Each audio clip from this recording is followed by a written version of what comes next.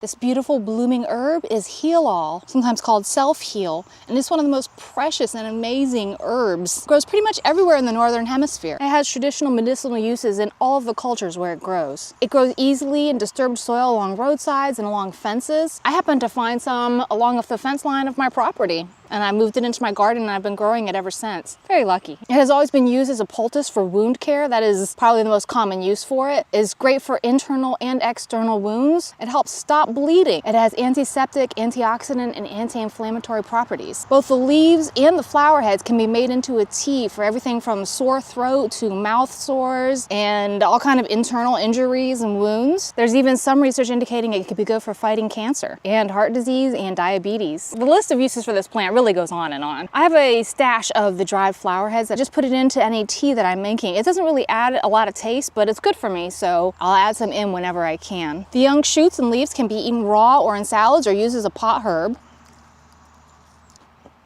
I personally don't find that they have a ton of taste. It's just sort of mild, a little spinachy, very mellow, very nice. It's quite a nice herb. It's in the mint family, but it's not minty at all. There's no mintiness in the smell or the taste. To identify it, you can look for these square stems. It's hard to film, but it is square and you can feel it.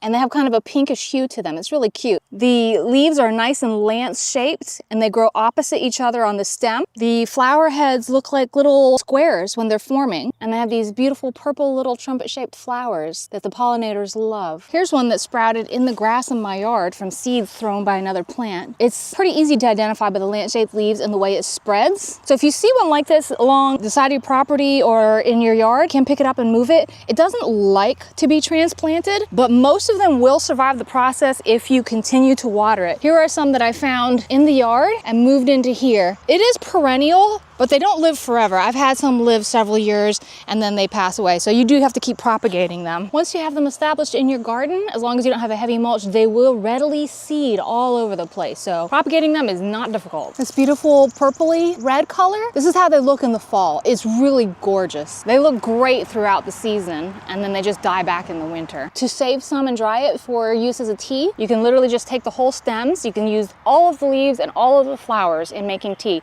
can hang them in the closet to dry, save them for later, and have them on hand for cold and flu season. It's also very easy to save the seeds and grow them for next year.